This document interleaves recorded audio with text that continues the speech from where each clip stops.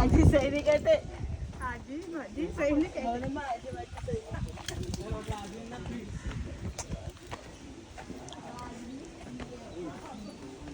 काय तुम्ही आहे काय?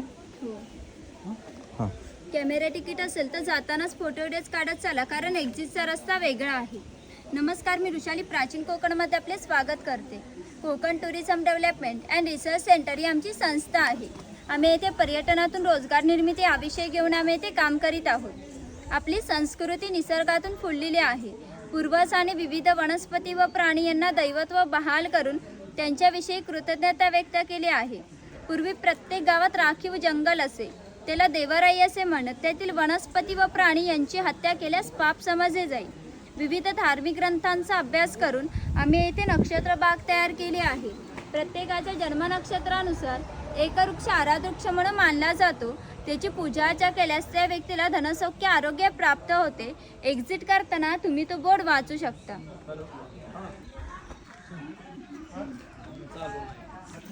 आम्हाला फक्त बघायचं आहे.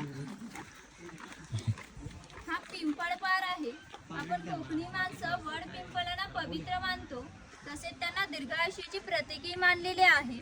याला पिंपळपार असे म्हणतात कारण हा जो दगडी कट्टा बांधलेला आहे याला कोकणी भाषेमध्ये पार असे म्हणतात. हा पार सुमारे 400 वर्षापूर्वी बांधला गेला. हा जेव्हा बांधण्यात आला तेव्हा पिंपळाचे रोप लावण्यात आले, म्हणजेच हा पिंपळ सुद्धा 400 वर्षापूर्वीचा जुनाच आहे. 400 वर्षापूर्वी हा शिलालेख आहे. या शिलालेखावर लिहिलेली कविता कवी माधव यांनी 100 वर्षापूर्वी लिहिली. चिपळूण येथे झालेल्या पहिल्या कोकण मराठी साहित्य संमेलनामध्ये या कवितेला कोकणाची प्रातिनिधिक कविता म्हणून स्वीकारण्यात आली. या कवितेत कवीने कोकणाच्या निसर्ग सौंदर्याचे सुंदर वर्णन केले आहे. हिरवे तळ कोकण, सह्याद्रीच्या तळी शोभते हिरवे तळ कोकण, राष्ट्रदेवीचे निसर्ग निर्मित केवळ नंदनवन. या कवितेत नंदनवन हा शब्द आला आहे. नंदनवन या शब्दाचा अर्थ आहे स्वर्गातील इंद्राची बाग जितकी सुंदर आहे तितकेच आपले कोकणही सुंदर आहे. ही गुहा काळाचे प्रतीक आहे. गुहेच्या अलीकडे आहे वर्तमान काळ आणि गुहेच्या पलीकडे आहे 500 वर्षापूर्वीचा भूतकाळ. इथून आपण पाहणार आहोत 500 वर्षापूर्वी कोकणी माणसं कशी राहत होती, त्यांची समाजरचना, ग्रामरचना, खाद्य संस्कृती आणि परंपरा कशा होत्या. गुहेतून येताना खाली वाकून या. सांगितलं की रेकॉर्ड करा का तुमचं तुम्ही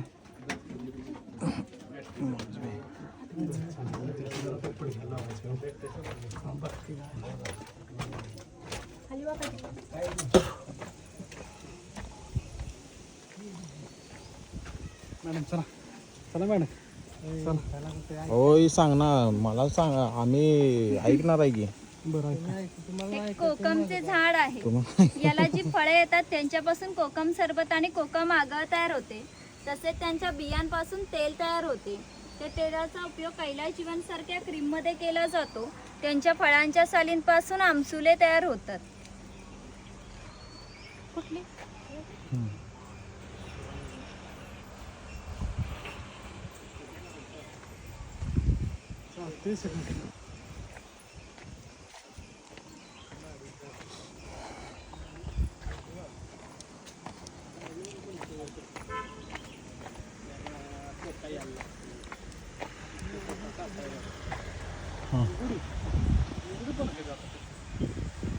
तुम्हाला जर ऐकायचं नसलं तर तुम्ही पुढे जाऊ शकता. तुम्ही जावा. हां चालते. म्हणजे निवांत आम्हाला सांगतील. गडबड तर करणार. चला तुम्ही पुढं. शंकांत कुठे आहे शंकांत? चला. ते एकदम शेवट. हां. हे आहेत भगवान परशुराम. आपल्या पुराणामध्ये उल्लेख आहे की हजारो वर्षापूर्वी भगवान परशुराम होऊन गेले.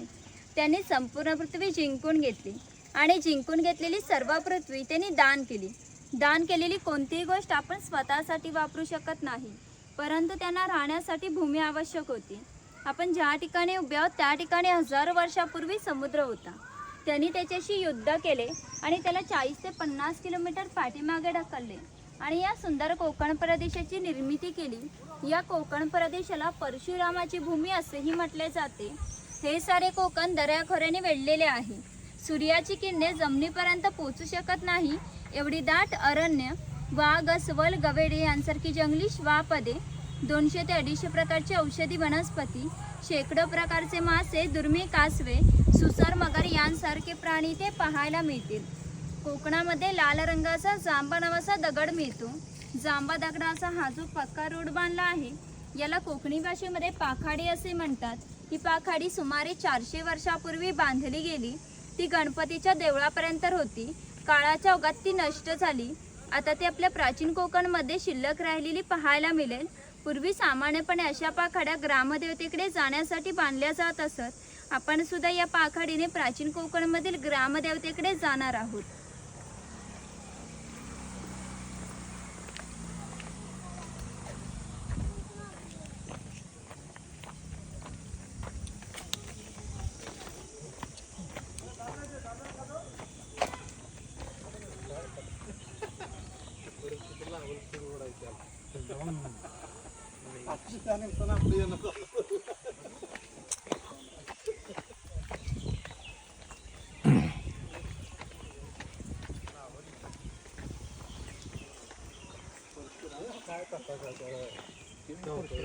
इथे वाघ व वाघाची गुहा दाखवली. इथे गाव शिकार दाखवली आहे.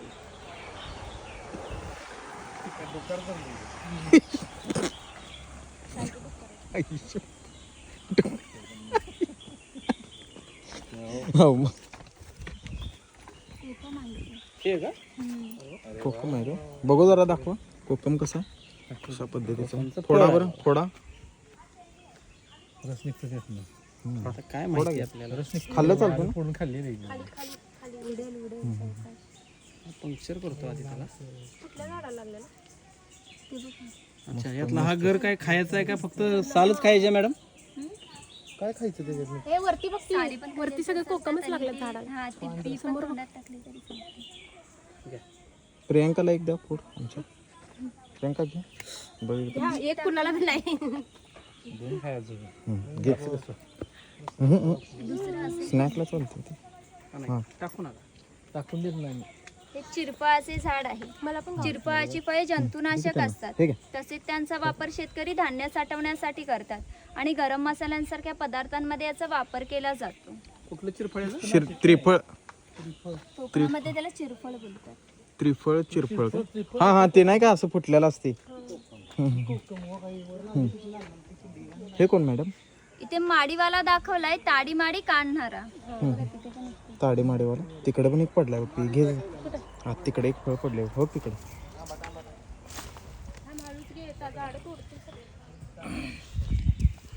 आतमध्ये तिथे जायचं नाही असं. माडेवाला याच्या पुस्तकी टाकून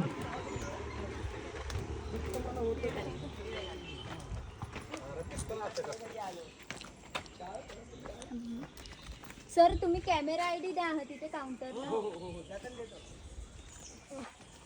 ते आणि सांग.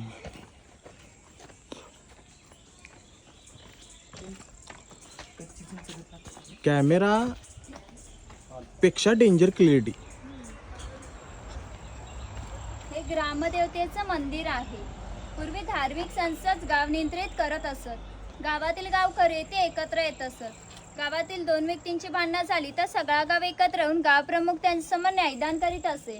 तसेच गावातील सार्वजनिक कामे जसे की पाखाडी बांधणे, लाकडी सांकाव बांधणे अशी कामे कोणी कुठे आणि कधी करायचे या विषयाचा निर्णय गावकरी येथेच बसून निर्णय घेत असत. आणखीन एक महत्त्वाचे वैशिष्ट्य म्हणजे जगभर अशी प्रथा आहे की प्रत्येक जाती धर्माचे लोक आपापल्या देवाकडे जातात आणि देवाचं दर्शन घेतात. आपण कोकणी माणसं सुद्धा वर्षभर देवळात जातो आणि देवाचं दर्शन घेतो. जेव्हा आपल्याकडे शिमग्याचा सण येतो तेव्हा हा देव या पालखीत बसून प्रत्येकाच्या घरोघरी नेला जातो. म्हणजेच कोकणी माणसं आणि देव यांचं नातं इतक्या जवळचं आहे की आमचे एकमेकांकडे जाणे येणे असते. या देवीचं नाव आहे वाघजाई. हे नाव आम्ही जाणीवपूर्वक ठेवलं. असं म्हणतात की ज्या निसर्गामध्ये वाघ असतो तो निसर्ग समृद्ध असतो. 500 वर्षापूर्वीचा निसर्ग सुद्धा असा समृद्ध होता. त्याला आमच्या भावविश्वामध्ये दैवत्वाचं स्थान आहे. आपण कोकणी माणसं वड, पिंपळ, नाग, साप यांची पूजा करतो. म्हणजेच आपण निसर्गपूजक माणसे आहोत आणि आपल्या देवीचं नाव सुद्धा प्रत्यक्ष निसर्गाशी संबंधित ठेवलेलं आहे वाघजाई. आम्ही मंदिरात जातो तर देवापुढे असं प्रार्थना करतो. मग तुमच्यासाठी पण प्रार्थना करायची आहे का इथे? आमच्याकडे वाघजाई देवी आहे. नाही, इथे आम्ही प्रार्थना करतो. करा की व्हिडिओ लावतो मॅडम. ना तिथे. करा की. होय महाराजच्या बोलायचं.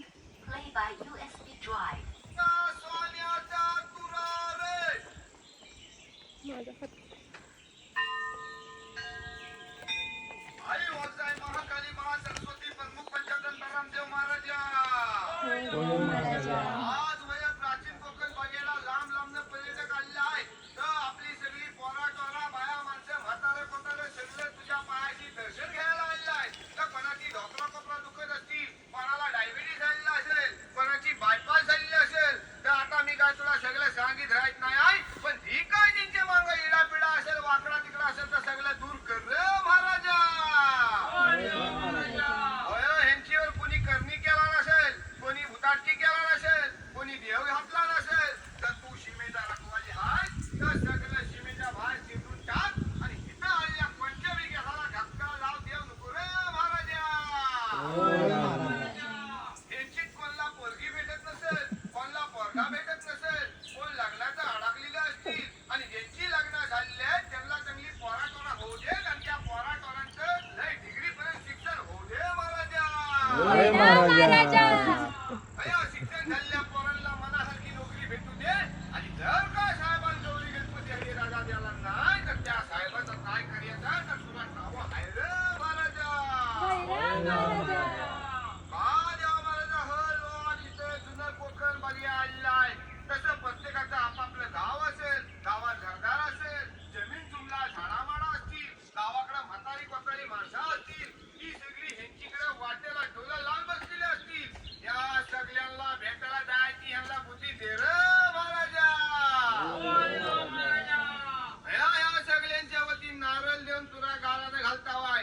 हा नारळ नव्हत सोन्याचा गोला मानून ही जी काय माणसं स्वतःच्या गाडीने आलेली असतील, कोण रेल्वेने आलेला असेल, कोण इशीने आलेला असेल, त्या सगळ्यांना आपापले घरात सुखरूप पोचव रे महाराजा.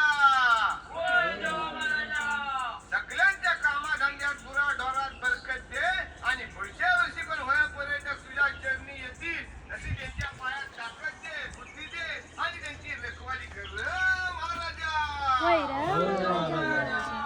अरे हुरा रे हुरा आणि आमच्या वाघजाई मातेचा सोन्याचा तुरा रे.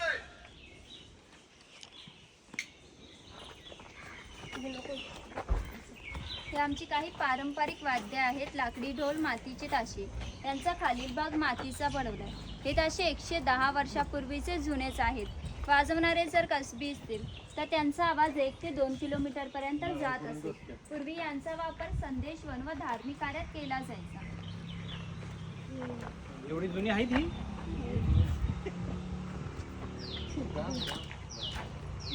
हा चव्हाटा देव आहे.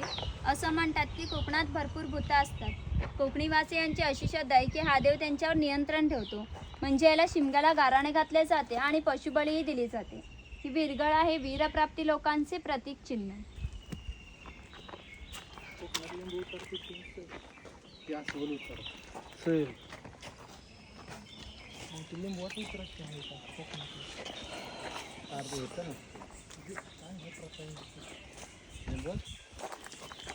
मॅडम मी सांगायला राहिले.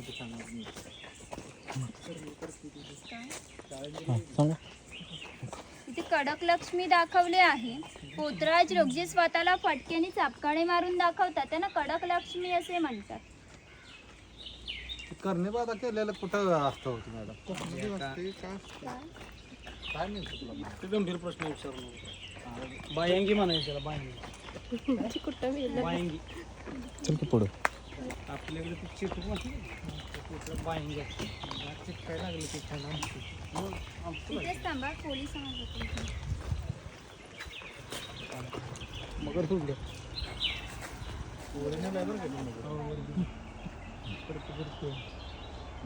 कोळी समाज आहे. कोळी समाजाची लोक समुद्राच्या इतक्या जवळ राहतात की समुद्राच्या भरतीचे पाणी त्यांच्या घराला लागून जाते. एवढी छोटी होडी घेऊन ते खोलवर समुद्रामध्ये 8 ते 10 तास मासेमारी करतात.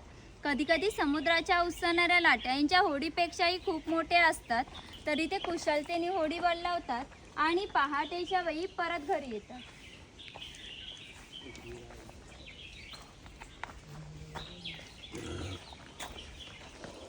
हा नाभिक आहे. पूर्वी कोकणामध्ये 12 बलुतेदार पद्धती अस्तित्वात होती. म्हणजेच नाभिक, सुतार, कातसार, चर्मकार हे प्रत्येकाच्या घरोघरी जाऊन सेवा पुरवत असत. त्या बदल्यात त्यांना पैसे नव्हे तर केवळ धान्य मिळत असेल. म्हणजेच एका नाभिकाला एका कुटुंबातील पुरुषांचे घरी जाऊन केस व दाढी करण्यासाठी वर्षभरासाठी 4 पैली म्हणजेच आताचे 8 किलो धान्य मिळत असे. एवढ्या अल्प मोबदल्यात हे समाजाची सेवा करत असत. आमच्या नाभिकाबद्दल थोडं मजेशीर वर्णन आमच्या लोकसाहित्यामध्ये आढळतं. असं म्हणतात की गावातील प्रत्येक गोष्ट ही नाभिकाला माहीत असते आणि नाभिकाला माहीत असलेली प्रत्येक गोष्ट ही गाव भरवते.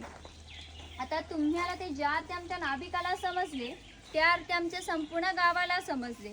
आमचे संपूर्ण गाव तुमच्या स्वागतासाठी उत्सुक आहे.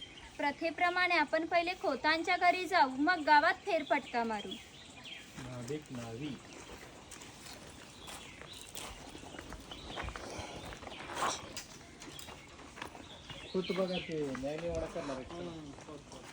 हे खोत आहेत. राजाच्या गावातील थेट प्रतिनिधी म्हणजे खोत. धार्मिक व राजकीय बाबतीत पहिला मान खोताचा असेल. खोत गावचा प्रमुख असेल.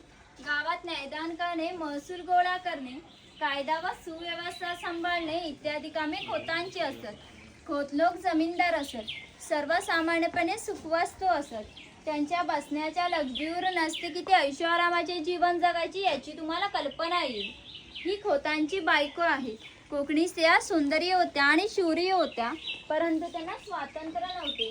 माझघराचा उंबरठा ही त्यांच्यासाठी मर्यादा होती. ही खोतांची 2 मुले आहेत.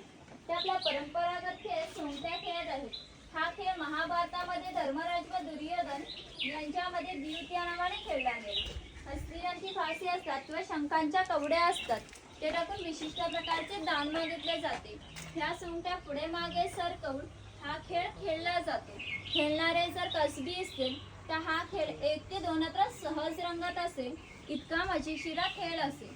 घराची रचना पहा. खोजा उंचवट्यावर बसले आहेत त्याला ओटी असे म्हणत. गावातील मान्यवर लोक ओटीवर बसत असत. समोर आहे ती पडवी.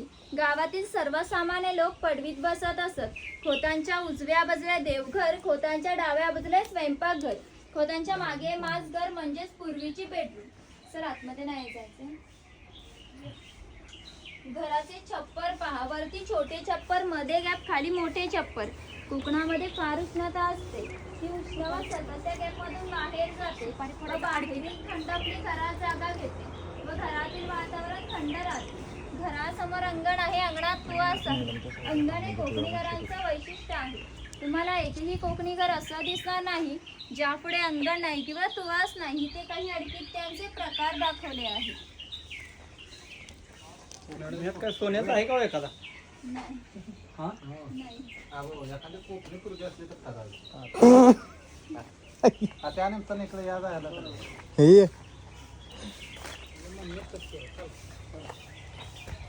त्यांनी सांगितले आता दिवेला साकडे घातले ना आवाज भाव. हा इकडे एक इकडं म्हणजे शूट घ्यायला नाही, इथेच उभं राहा. असं आहे. इथे लहान मुलगा पाटाच्या पाण्याने खेळताना दाखवला आहे. अरे एवढंच काय की अजून घर आहे की हो? ब्लॉक नाही मोठा होणार. ब्लॉक मोठा होईल तसं बरंच 2 टप्प्यात टाकायचा. मग पुढे क्युरियोसिटी राहते जरा. नाही. मस्त हा शेतकरी आहे. याचं गवताचं घर आणि त्याच्या अपुऱ्या कपड्यावर जाऊ नका. आमच्या गावातील प्रमुख उत्पादक घटक असे. हा एकमेव धान्याचं उत्पादन करीत असे. गावातील 12 बलुतेदार खोतराज यांना धान्य पुरवण्याचे महत्त्वाचे काम तो शेतकरी करत असे. म्हणजेच ग्रामीण अर्थव्यवस्थेचा पायाभूत घटक तो शेतकरी होता. पूर्वी जसं याचं घर होतं अगदी तसंच घर आम्ही इथे उभारलं आहे. ही जी पेटलेली चूल दिसते हिला कोकणी भाषेमध्ये पिरसा असे म्हणतात. ती सतत पेटती ठेवली जायची कारण पूर्वी घरामध्ये लायटर किंवा माचीस नव्हती. शेतकऱ्याच्या बायकोला स्वयंपाक करायचा असेल तर इथून 2 ते 3 निकारे घेऊन स्वयंपाकघरातील चूल पेटवली जात असे.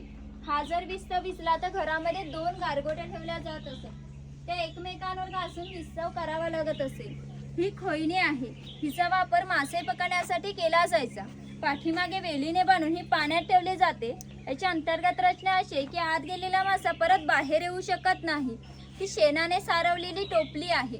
तिला कोकणी भाषेमध्ये कणगी असे म्हणतात. धान्य साठवण्यासाठी तिचा वापर केला जातो. कोकणी शेतकरी भात, नाचणी, हरिकवरी यांसारखी धान्य पिकवतो. ही धान्य या कणगीत ठेवून वरती चिरपाळाची पळे पसरवली जात.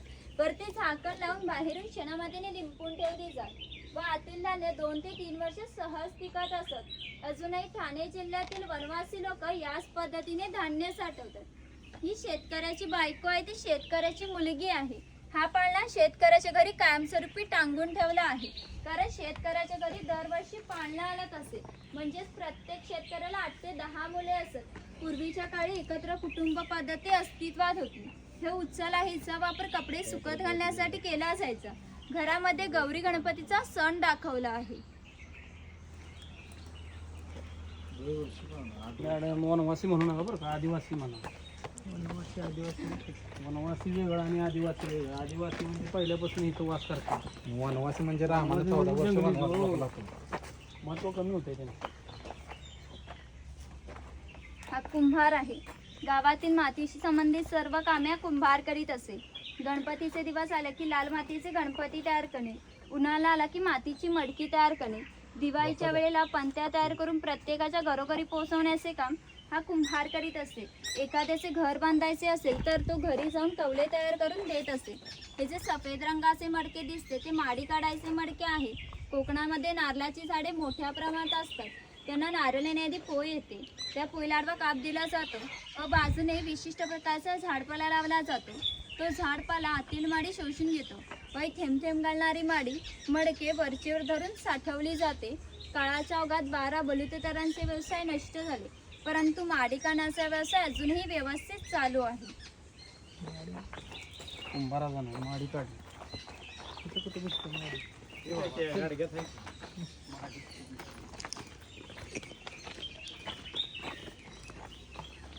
हा सोनार आहे. सोनार हा गावातील एक महत्त्वाचा घटक होता. गावातील महिलांना लागणारे दागिने व विविध देवतांना लागणारे दागिने बनवून देण्याचे काम सोनार करीत असे. यांच्या या अप्रतिम कलाकुसरीमुळे यांच्या दागिन्यांना जगभर मागणी होती. शिमगा, नवरात्र व अन्य ग्रामदेवतेला दागिने घालण्याचा मान सोनाराचा असे.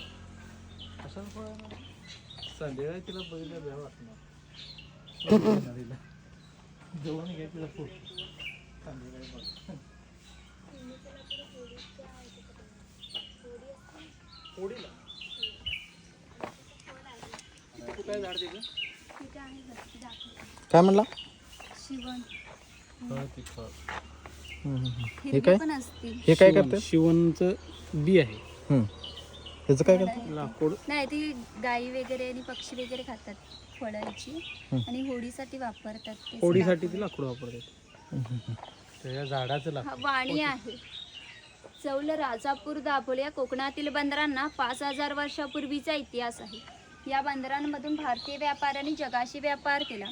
यातून निर्यात होणाऱ्या वस्तूंमध्ये हस्तकौशल्याच्या वस्तू, हस्तदंती वस्तू, हिरे, माणिके, दागिने, शंख, शिंपले, मसाले इत्यादी वस्तू निर्यात वाणी करत असे. त्या बदल्यात संपूर्ण जगातून भारतात सोने येत असे.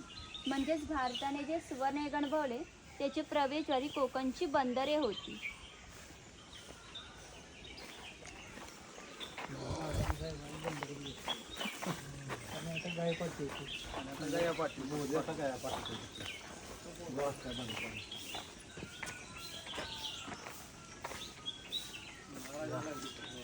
हा सुतार आहे. कोकणामध्ये 12 बलुतेदार दाखवताना जे अधिक कौशल्यवान आहेत त्यापैकी हे सुतार. सुताराचे खरे काम शेतकऱ्याला लागणारी लाकडी अवजारे बनवून देणे. हा सावंतवाडीचा सुतार आहे. सावंतवाडीतील लोकांचे लाकडावरील कोरीव काम हे जगप्रसिद्ध आहे. त्यांच्या काही हस्तकौशल्याच्या वस्तू आमच्या हस्तकला समन्वय केंद्रात तुम्हाला पाहायला मिळते.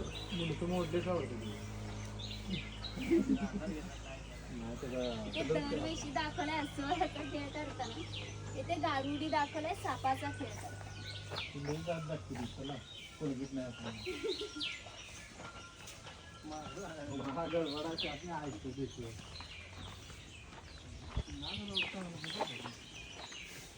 दोन आहे ती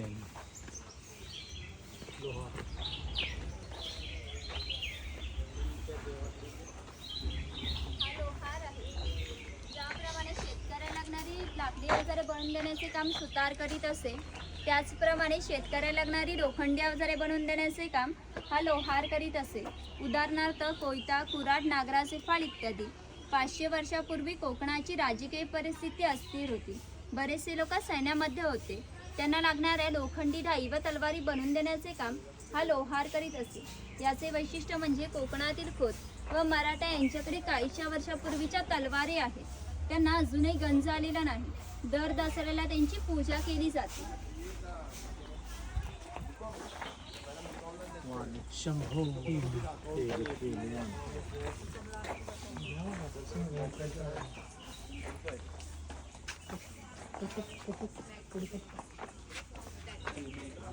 हा तेली आहे. आपण कोकणी माणसं आपल्या जीवनात खोबरे तेलाचा वापर जास्त प्रमाणात करीत असू. शेतकरी आपल्या बागेतील खोबरे घेऊन स्वतः तेलीकडे जात असे आणि तेली त्यांच्या देखत तेल पाडून देत असते. हा तेलाचा घाणा याला खुंट असे म्हणतात. त्यामध्ये सुके खोबरे घातले जाते. हे जे उभे लाकूड आहे याला कोकणी भाषेमध्ये लाट असे म्हणतात. या लाटेला हे आडवे लाकूड अशा तऱ्हेने बांधले जाते जेणेकरून ही लाट उभी राहते. या जोखडाला बैल बांधला जातो. इथून या आडव्या लाकडावर दगड ठेवून तेली त्यावर स्वतः बसतो.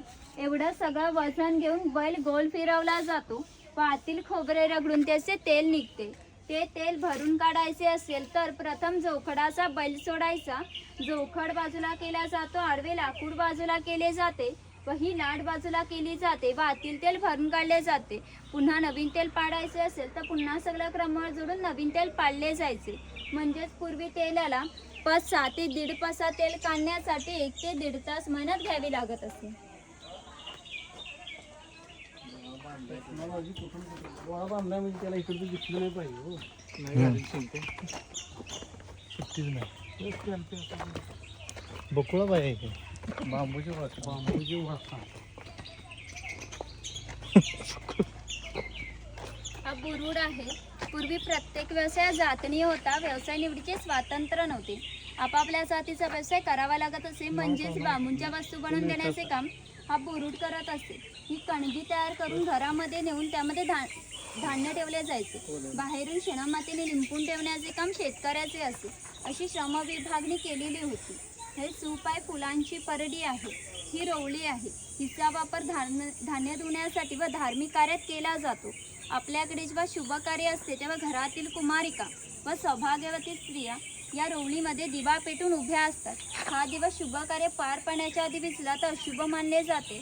आपल्याकडे जेव्हा चाकरमान्यांचे मुंबईला लग्न असते तेव्हा ही रोवळी गावावरून मुंबईला पाठवली जाते.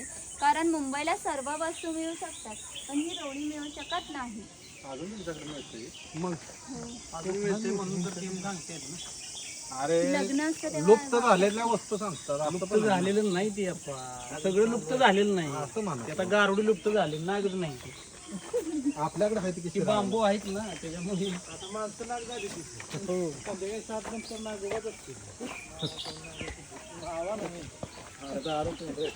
मदिरा पाच करून नागच होती. आणि ओरिजिनल नाग हे असलं काय आहे तेव्हा फोडल्याला टोपण. हे स्वयंपाकघर आहे. प्रत्येक समाजाची स्वतंत्र अशी खाद्य संस्कृती असते. कोणत्याही 2 समाजाची खाद्य संस्कृती समान नव्हती. कोकणी माणसांची चविष्ट अशी खाद्य संस्कृती आहे. आपण कोकणी माणसं आपल्या जीवनात भात व मासे मोठ्या प्रमाणात खातो. कोकणात येऊन माशाची आमटी, उकडीचे मोदक, भाजणीचे वडे न खाणे म्हणजे कोकण न बोलल्यासारखे आहे.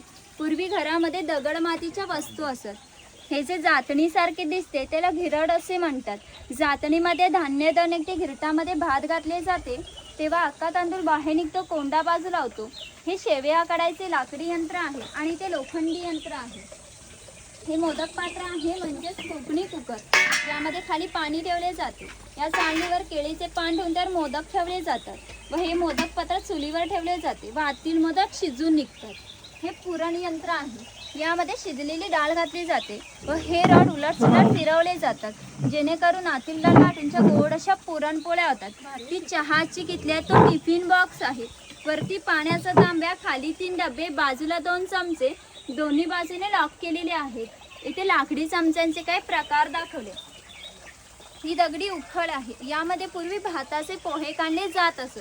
आपल्याकडे जो भात आहे तो रात्री भिजत घातला जातो व सकाळी त्यातील आतील पाणी काढून तो भात पोह्याच्या खापरावर भाजला जातो व या उखळीमध्ये मुसलीच्या साहाय्याने काढले जाते व त्याचे पोहे तयार होतात. यावरून तुमच्या लक्षात आले असेल की पूर्वीचे जीवन किती कष्टमय होते. हजारो वर्ष याच पद्धतीने जगले गेले. काटवट म्हणा 1 2 3 काटवट 4 नाही 3 आहे ती काटवट नाही.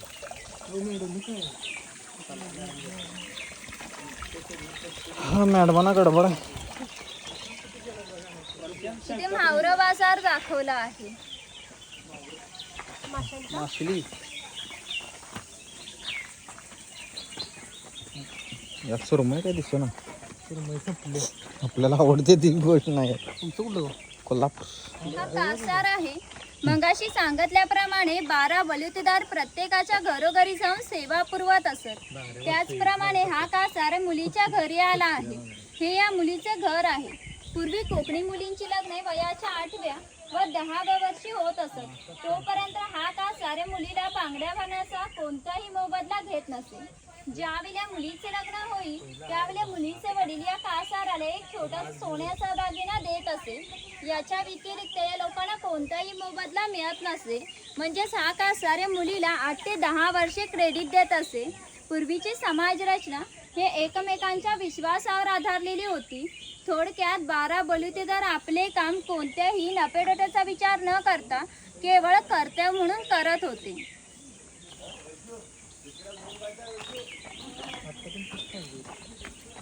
पहिलं काय राहिलं नाही हो. 8 ते 10 वर्ष दूध देते. आता का होईल 40 तो हाती झालाय ना. इथे गरुड पक्षी सापाची शिकार करताना दाखवला आहे. तिकडे पाळी बाई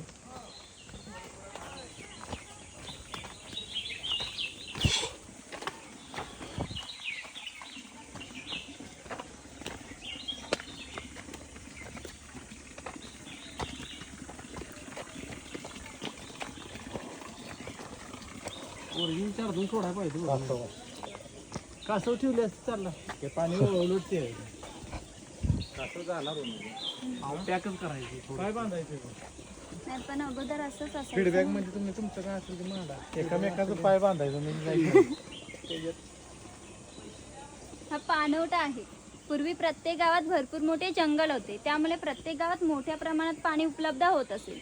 ज्या ठिकाणी गावात पाणी उंचावर 12माही असे तेथून धरण बांधून प्रत्येकाच्या घरोघरी पाटाने पाणी नेले जात असे. त्या पाण्यावर आमच्या नारळी पोपळीच्या बागा व उन्हाळी भात शेती होत असे.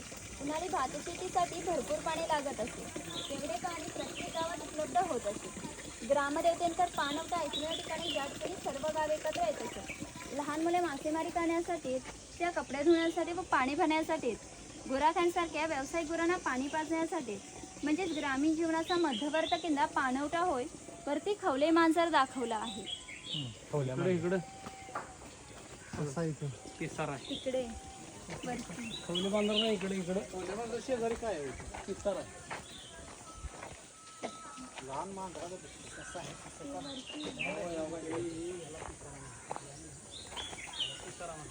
सगळ्यात लहान हरिण.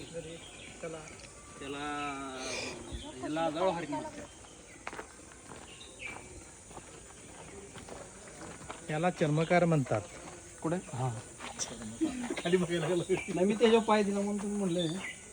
हा चर्मकार आहे. चामड्याच्या वस्तू बनवून देण्याचे काम चर्मकार करीत असे. याच्या जोडीला आणखीन एक प्रसंग सांगते की जो 500 वर्षापूर्वी घडला आहे.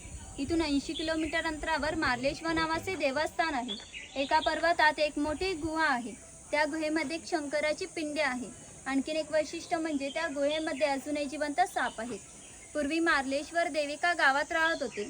तेथील लोक वाईट मार्गाने वागायला लागले होते. त्यामुळे शंकराचे पावित्र्य कमी होऊ लागले. शंकराला ते मान्य होणे शक्य नव्हते, म्हणून त्यांनी गाव सोडून जाण्याचा निर्णय घेतला. मकर संक्रांतीच्या आदल्या रात्री ते गावाबाहेर पडले. गावाबाहेर या चर्मकाराचे घर होते. चर्मकार गरीब पण श्रद्धाळू नीतिवान होता.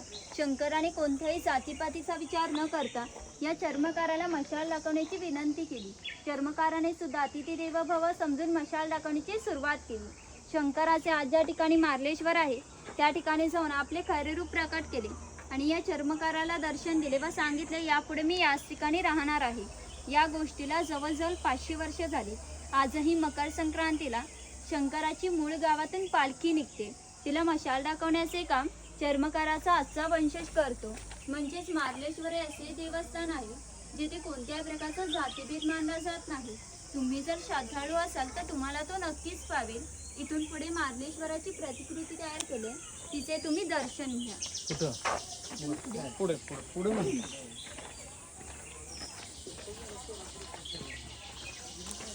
कोल्हापूर मध्ये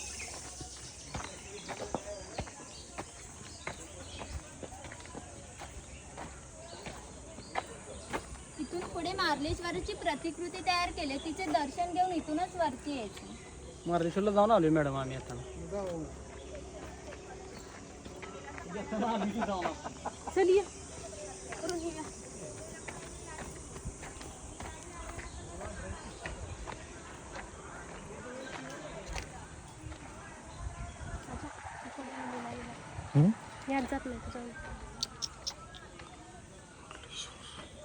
हर हर मार्लेश्वर.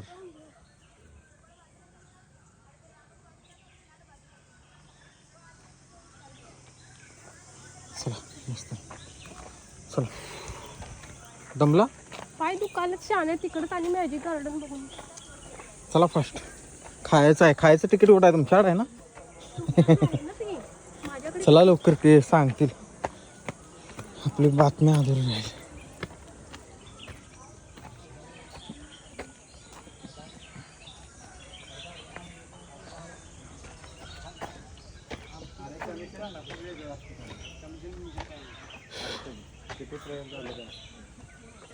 हा चला चला चल चल.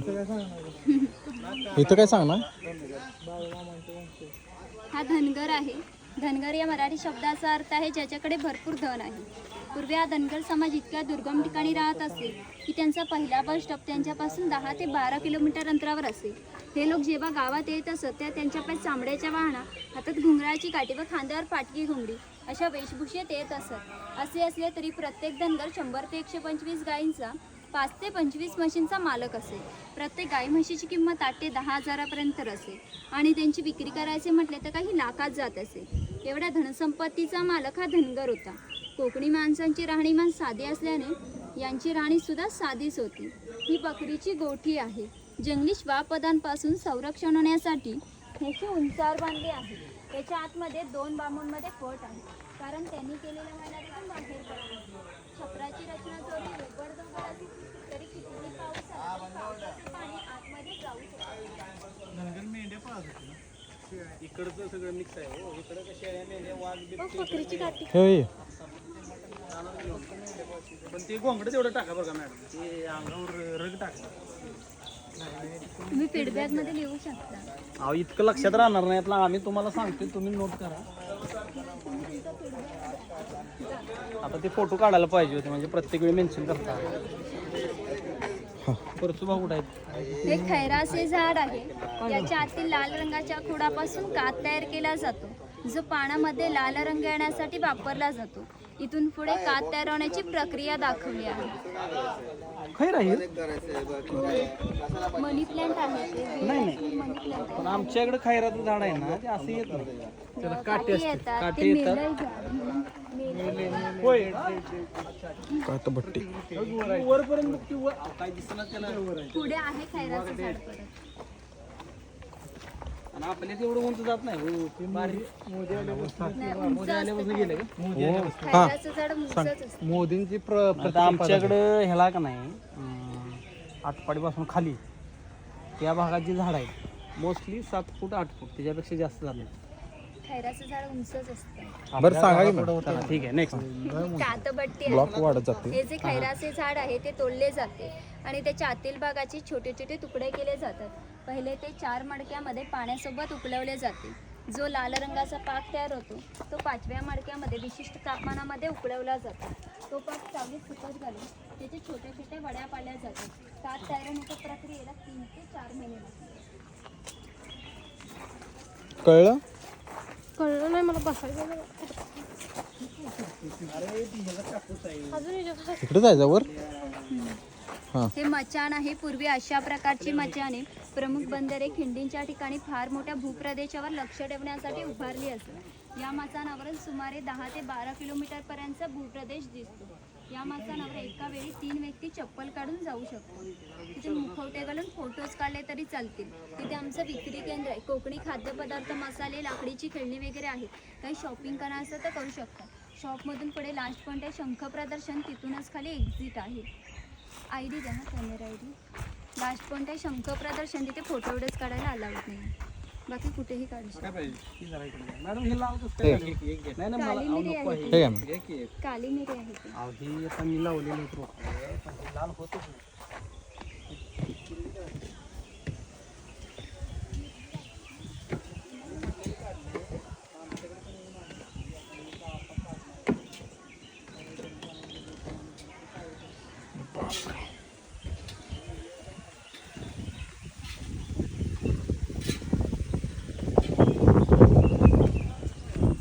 प्रियंका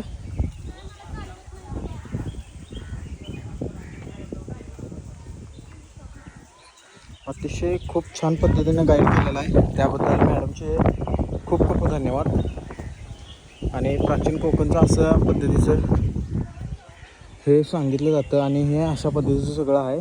तुम्ही फील करून आनंद घेऊ शकताय आणि एकदा इथं नक्की यावं अशी माझी नम्र विनंती तुम्हाला. जाताना जरासं शिस्तीत जावं लागेल.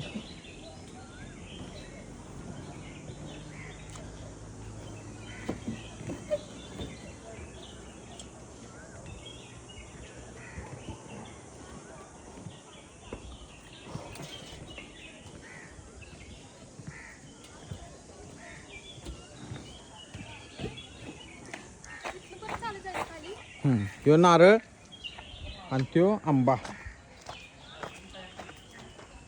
ह्यो आंबा आणि हा नारळ. आणि हे कोण?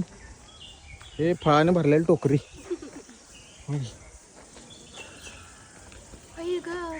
हे इथं त्यांनी काय म्हणलं, मुकुट घालून तुम्ही फोटो काढू शकता. बघ बरं जरा, घाल बरं. रावण हो पहिला. इकडे इकडे इकडे तोंड घालाय. रावणाचं मध्ये तोंड असते. प्रियंका रावण. उंची पुरत नाही रावणाला. रावणाची उंची पुरत नाही. हा ये घाल. हा इकडं इकडं दाखव. इकडं इकडं इकडं.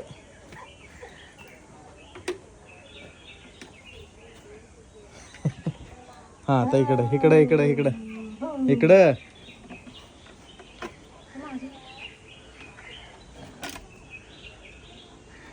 हां इकडं. हनुमान नाही माझं मुडकं. जय जय श्रीराम म्हण. जय श्रीराम. जय बजरंग बली. जय श्रीराम. आता वाघ. सिंह. वाघ वाघ.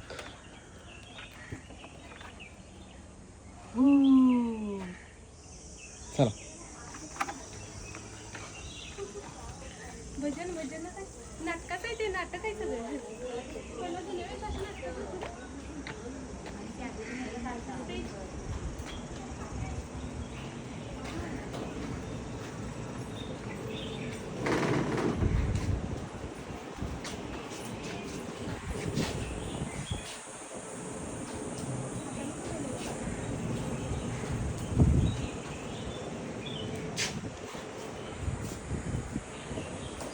इथं काय कशा पद्धतीचं आहे हे सगळं?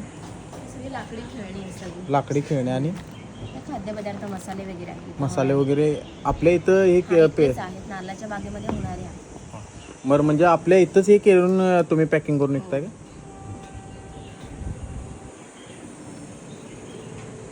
अतिशय खूप छान पद्धतीनं इथं आहे आणि इथले जे मसाले आहेत इथं स्वतः या बागेत तयार करून इथं त्यांनी सेल करतात. त्यामुळं तुम्ही एकदा नक्कीच एक भेट द्या. आणि या मॅडमांना माय थँक्यू, चांगला गाईड केल्याबद्दल आभार आहे मॅडम.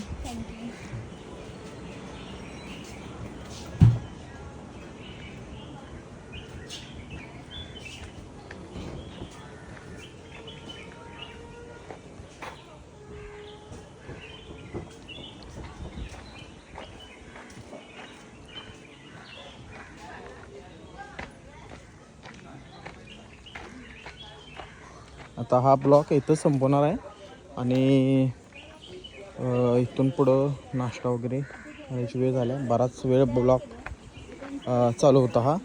तर सर्वजण इथं नाश्त्याला बसलेले आहेत. अशा पद्धतीचं सगळं होणार आहे. ठीक आहे, आभारी आहेत.